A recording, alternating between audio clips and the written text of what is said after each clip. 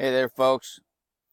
Well, it's a follow-up to my last video I made about the hoax slash false flag down in New Zealand at a mosque.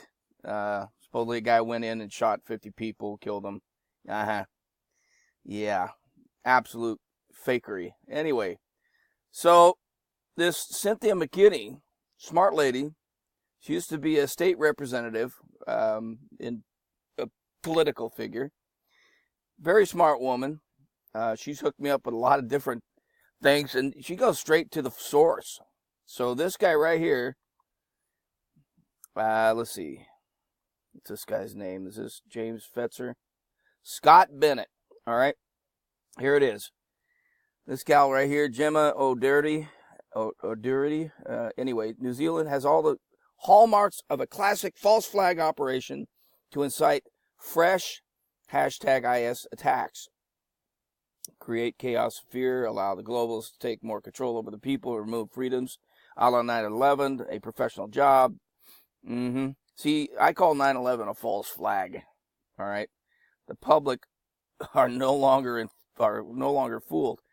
And this Scott Bennett, he is a former U.S. Army psychological operations officer, State Department counterterrorism contractor. This is his take on it, and it's pretty much everything I said in my video, and then some. He's very, very thorough, the way he went over this. Pearl Harbor type attack, and campaign against President Trump designed to ultimately neutralize the conservative Republican base, weaken President Trump, and take over America in a blitzkrieg of political turmoil. Here's how. Okay. So he pretty much forensic analysis right here. So I'm going to leave this link. I'm going to read the highlights of it. No bullet holes or shattered wood or glass or clouds of sheetrock or exploding plaster or cement can be observed or heard as guns are firing. 100% true. Normally you see like splintering wood, around doorways and shit like that. I mean, we've all watched Westerns. This stuff, a bullet hits something, something's gonna fly apart. All right. And go down here, no blood splatter from the close range impact, high caliber bullets upon the victims can be observed anywhere on the walls, doors, floors, or furniture. All right. Several of the victims are shot at point blank range as they are crawling or passing by the shooter, yet no visual impact of the bullets can be observed. All right. Which would have undoubtedly kicked or thrown the victim with tremendous force. Let's see, the victim's physical reactions to being shot, especially at close range, are not typical of human reactions, as military and law enforcement experience and data confirm. Typically, the moment a person, especially a civilian, is shot, they instantly fall into a state of hysterical, physical, and emotional shock, delirium, panic, and desperation. Their bodies are flooded with adrenaline, triggering them to violent sprint, run, or crawl away from the source of the muzzle blast and deafening concussion. Right? Upon leaving the mosque, the shooter allegedly fires at a woman about 25 feet away at the corner of the yard, and upon walking outside finds crying, help me, and lying on her side in the street, her face looking away and holding her right wrist with her left hand. The shooter aims and fires at her about 5 to 7 feet away, blowing a wad of hair off her scalp, which was probably loose. It was an air gun, folks. It's all air gun. That's what it is. Control device blowing a wad of hair off her scalp and seemingly causing a red substance to exit her wrist, which may have been a control device activated by the woman's left hand, which was holding the right. We saw that in Boston bombing.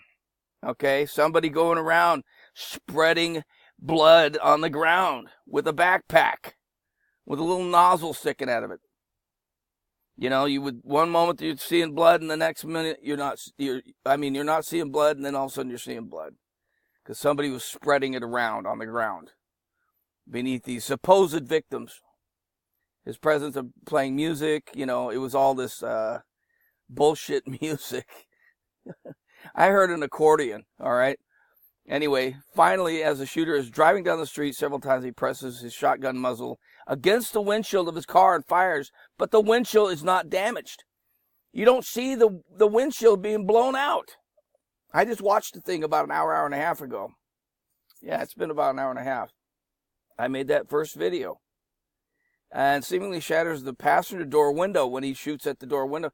Well, I think, you know, just like, who was it? It was Bruce Lee's kid, right? He's making that movie, and they were playing Russian roulette, and he stuck the gun to his head, and it was a blank in there, but it killed him. The blank killed him. So if he was shooting blanks with that shotgun, then it sure enough is going to shatter that windshield at close range. All right. The shooter then drives off with music playing in the background, either from his car radio or Bluetooth headset that resembles some kind of hokey Pulp Fiction type soundtrack. I love this guy. He's an ex-contractor for the U.S. Army Psychological Operations Officer, State Department counterterrorism contractor. So he pretty much reiterated and added more to my story, what I saw on the video. And it's absolutely true. It's just absolutely fake. This is why they pulled it. They pulled the video. And I got it from a guy that I met online. And I have a copy of it in my phone now. I recorded that sucker. Because I don't want it to go away. Because, you know, if it ever comes out this entire thing was phony on the mainstream news, you know, everybody's going to want to watch it. So somebody's got to have a copy of it, right? It's never going to come out, though. I mean, no matter how ridiculous things get, mainstream media will never admit that it's bullshit and straight up fake. So, anyway, just thought I'd share this. I'll leave this link. James Fetzer. I guess that's a website. I've never heard of the guy, but Cynthia McKinney knows him. Anyway, I hope everybody's doing well. There's my 2 cents on that. Take care.